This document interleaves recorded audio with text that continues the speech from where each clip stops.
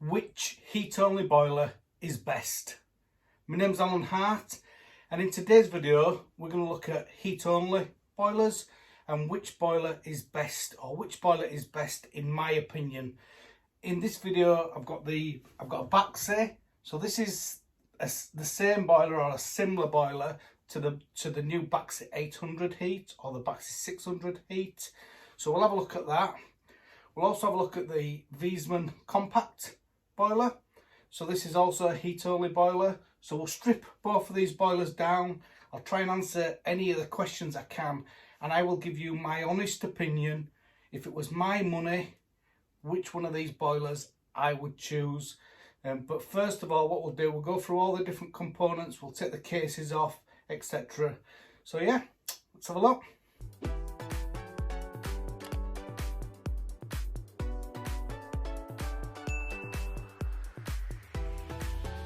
So as always in my videos, this is my opinion. Please put your opinion below. If you don't agree with anything that I've put, then please put your opinion, tell me. I'll start with the Baxi. So as I say, the Baxi tend to, they have one particular boiler and they'll make them slightly different and then they'll brand them as different boilers. So it might be called a Baxi, might be called a Potterton, it might be called a main, and essentially normally they're just more or less the same boiler. So at the moment Baxi's got the new one is the Baxi 800 heat and the Baxi 600 heat, and the Baxi 800 comes with a 10-year warranty, and I believe it's a similar boiler to this. I'm not going to say it's the same because I've not had both boilers outside of each other to tell you exactly, but I believe they are the same boiler really, or very, very similar. So we've just got two screws on this, and this bottom lifts down. Take them two, that should stay up in place, and then we've got another two screws on here, and that just clips off. One thing to point out about both these boilers, the cupboard fit, and they're both very similar in size. We'll go into measurements later on in the end of the video because that's boring bit really. One thing I'd say about this, don't know if you can see, that's white, and this has gone off colour. The side of it is still white, the front of it's gone off colour. I don't know if you've installed a few of these or if you service these. Please let me know if that's a common issue.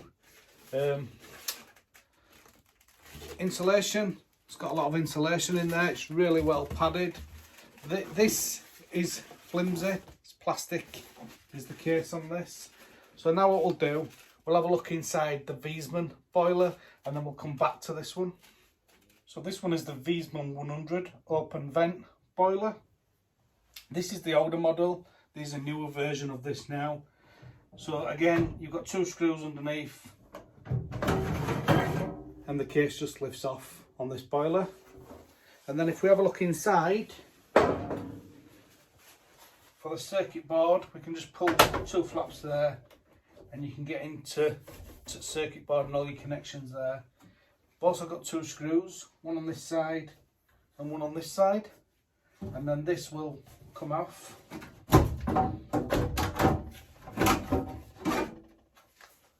And that gets you right into the boiler. So the first thing we'll notice about this boiler, this has got a stainless steel heat exchanger, and this boiler, the Baxi or the main or the Potterton, whichever version of it, has got an aluminium heat exchanger. So that's a question for you. Do you prefer aluminium heat exchangers? Do you prefer stainless steel heat exchangers? When we look at the heat exchanger on this, the connection for the flue, it's connected off the heat exchanger on the Viessmann because the burner fires in that way, and we'll have a look at that more in detail later because we'll strip this down. On the Baxi, on the main, on the Potterton, it's a downward facing burner, and again we'll strip that fully down. But what that means is this part of it here is the flue, and again we'll strip that down shortly. If we have a look inside the Baxi, we can see it's got metal pipes here, I did watch one of the videos on YouTube, on the Baxi YouTube channel, and somebody mentioned that these pipes are stainless steel. I don't think they are stainless steel, so please comment below and let me know what you think. I think there's some sort of carbon steel, but I think what we'll do in this video, I'm going to fully strip it down, and I'll cut these up and we'll have a look and we'll see if they are stainless steel or not. In the Viessmann, the pipes are copper, so in the heat only Viessmann. One thing I wanted to point out, and it's really important, is the cost of parts. So Viessmann's got a reputation for parts being very expensive. In these particular boilers here, if you needed to change the control board on this one, I've phoned up for a price, and that one is £160 plus VAT. On this one here, you need to change all lot of this control unit, and that is around £300 plus VAT. That's just for the part. That is very expensive. But not only is it expensive, I found 3 different suppliers today to do research for this video, and none of them stock it. So what that would normally mean is you'd have to send it to Baxi for a fixed price repair, which obviously if it's under warranty, so let's just go back to the warranty situation now. So if this were a Baxi 800 heat, it would come with a 10-year parts and labour warranty, so it would be covered under warranty. And the same with this one. If this, you can get a 10-year warranty on the Viessmann. Most customers forget about servicing, so they might have it serviced for first 2 or 3 years, but then if they haven't had it serviced, then they're not going to have warranty on either of these boilers.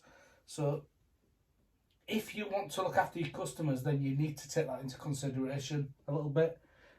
Personally, I think Baxi needs to do something about this. I think it's I think they need to do like an exchange unit or something like that. I remember when they first launched this boiler, and they said they were going to do an exchange unit, so you'd be able to send this one in and they'd give you a new one, and you might only pay the cost of a normal price for the board, etc., so like £100 or so. I've just phoned up today. I phoned 3 different places. 2 of them said the parts are special order and they can't get them. One of them said the part is, they can get it, but there's no, they didn't know anything about any reconditioned units or anything like that. So as I say, that's something to be wary about. What I'm going to do now, I'm going to start stripping them down. So we'll take burner out on this one, I'll take burner out on that one, and we'll have a look at all different components. For any of the trainees, if you're going to be working on Viessmann, you can get a little toolkit, and that toolkit, you can do almost every job that you need to do on a Viessmann with that. Just comes like that, which is a really nice touch. What we'll do now, we'll strip this down, and as always, please remember, if you're going to work on a gas boiler, you must be gas safe registered or competent to do so, and you need to have all the correct testing equipment. So to take this burner out on here, we disconnect the gas valve here. I've already slackened this off. We'd remove the electrics on the gas valve and on the fan. Remove the electrical connections. Just take the snorkel out. And then on this one, it doesn't have a connection to pull off, which is a little bit of a shame. So if we just take that off there, and then we'll just remove the electrode. And then we've just got 4 screws on here just to take out. Always remember, if you're a trainee, make sure you do all your electrical checks before you even start to work on the boiler. So we'll just remove these screws now.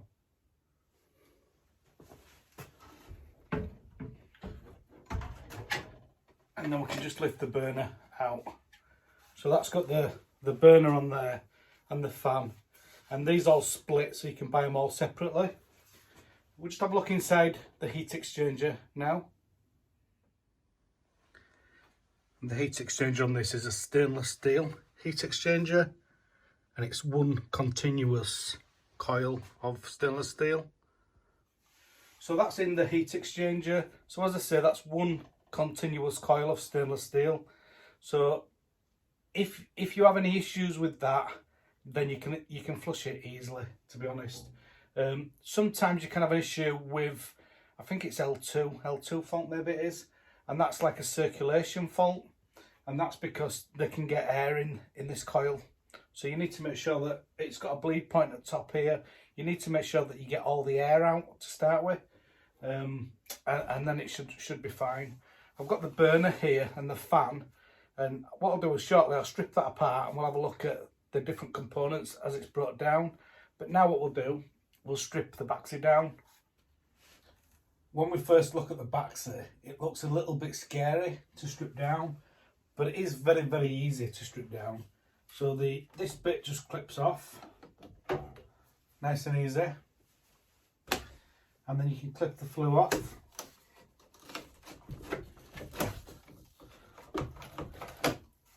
And that just comes out. It's got a sump on the bottom of this, so that's something that could fail later on. We know that on some particular boiler brands they have issues with sumps, especially when they're plastic. But yeah, then we've got the board here. Now this is, I'm not a lover of this, I don't like this. So to take this burner out, we need to disconnect wires off the board, which is really easy to do. I just worry later on, you come do a boiler service, a bit of static or whatever, you strip this board down and then you do your service, clean it all out, do a really nice job for customer, you put it all back together and then it won't work because it's bored. And that might not happen, but personally I don't like to see a board there. I wouldn't really want to be having to work on the board every time like that when you're going to do a service. But that's only my opinion. Please put your opinion below. Let me know what you think. So that wire there, that's the mains. And then you've got your electrode.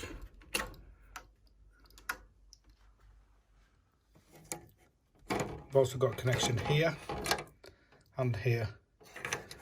And this just pulls down. If you have a look on there, just try and focus. But you're going to need to be really careful that, because that's just split now. We're trying to take it off. So we've closed the board back up. As I say, that connection, when I just look back at that video before I touched it, if you just go back and have a look, you can see it had a little crack in it already. So I'm not a lover of that. We shouldn't. I don't think we should need to do that, or we should have to do that when we're doing a boiler service. But that's my opinion. Please put your opinion below. We've got a gas pipe here. I've disconnected the nut off that already, and then we've got some clips on here. So you've just got a clip, one on left hand side there, and then you've got another clip there on right hand side. If we have a look at the burner there, we can see it's quite tight onto the top of the boiler. So they make it look really easy to get out, but I don't find it as easy, if I'm honest.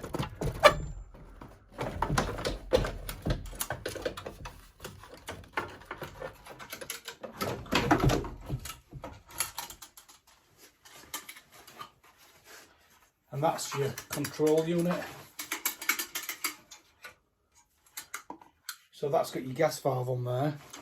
It's obviously got your circuit board on there, and it's got the fan on there as well.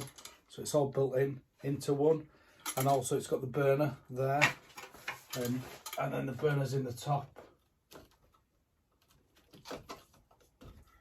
on this one.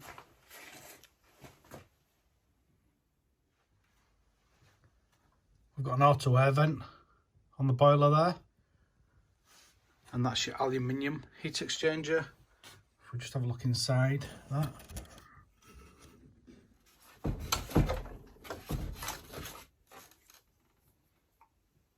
That's your auto air vent,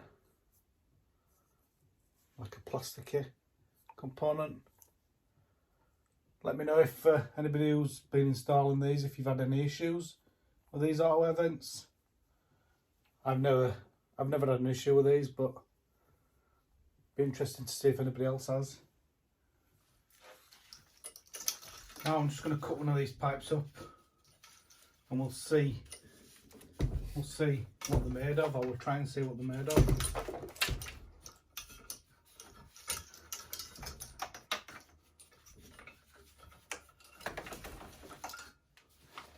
Just got my grinder back out of retirement.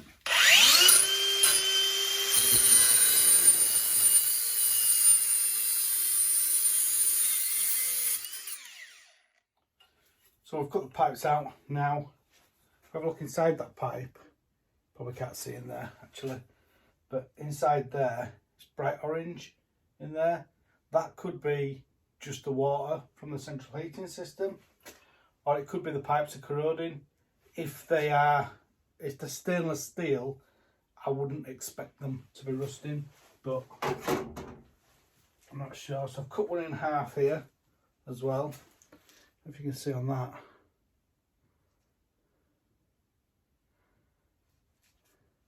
But it has got like surface rust on there. So again, that could be from system, but it'd be interesting to know for sure if anybody knows whether these are stainless steel or if they're something else, carbon steel, or I don't know, something else. This connection here, I've removed this. I removed the heat exchanger to get that out. It was a nightmare to get out, but that's the rubber washer on there has all swelled up, and I couldn't get it out.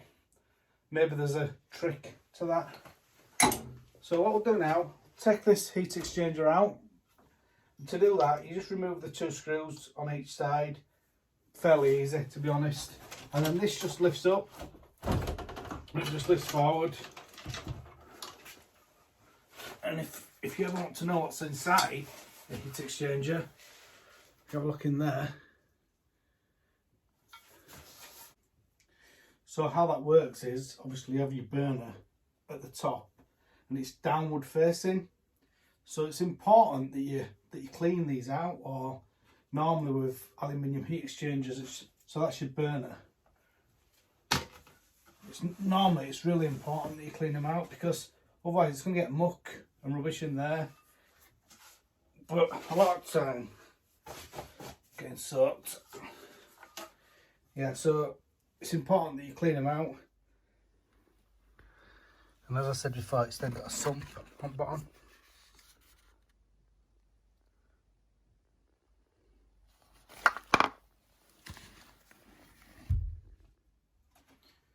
So that's the Baxi heat, as I say, Baxi 800, Baxi 600, Pottertons. I'll try and put a list of all different ones that is similar to this in description, so that you know which models this is.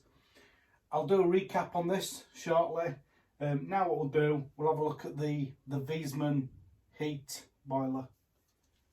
So this is the Viessmann heat, and this is actually the Viessmann Vitodens 100W, and it's a WB1B, but the newer boilers are very similar to this in the fact that they've got a stainless steel heat exchanger, and what you'll notice on this is there's no sump.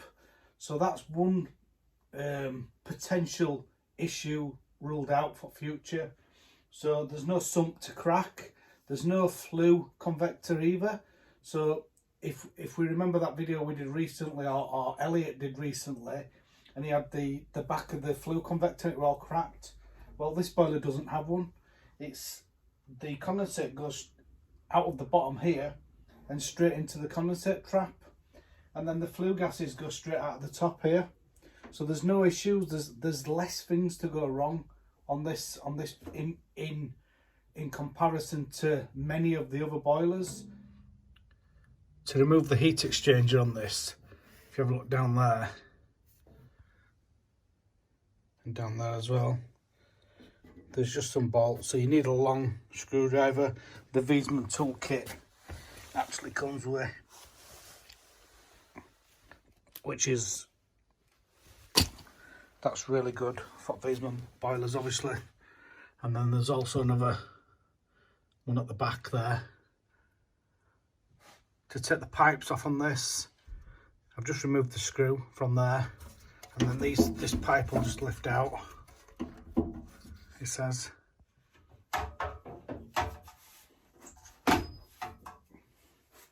That we're never going to work with one hand on it. So yeah, so that's your pipe out. Obviously the connection on the top of the boiler, the compression, you'd have disconnected that and cut the olive off so you can get this pipe out. And then you've got your flow switch on there. Might as well take that out and show you that.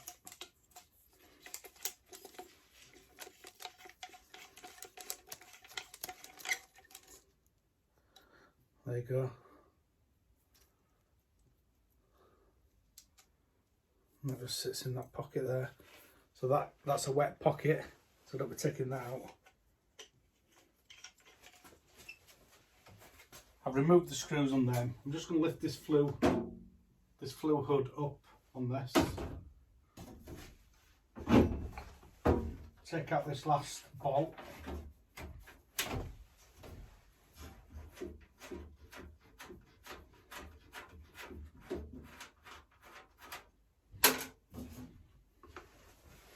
And then take off the pipe there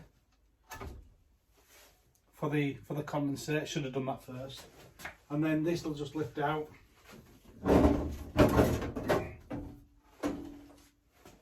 And they come out fairly easy. They do weigh an absolute ton though, especially if they're full of water. So you need to be careful. If you're up steps or all like that with one of these, it really is heavy. I mean, I could do some fitness with that. It might be my New Year's resolution, using a Viessmann heat exchanger to lose some weight. So I says to you that I'd tell you which boiler I would choose if it were my own money. What I'd love you to do, if you could, please put a comment below and let me know what boiler you would choose, or if there's a different model of boiler that you choose. A good option with the Baxi, the rear flue. So on some of the models you can have a rear flue. So that might be the reason that you have to have the Baxi. Another good thing about the Baxi, it's super quiet, really, really quiet. All that aside, for reliability, for long term, if you're gonna buy it and you know you want it to last 15 years, 10-15 years, then in my opinion, my money, the Viessmann, well, I just think the Viessmann heat only is the best heat only boiler on the market in the UK. I'm not aware of any heat only boiler better than this.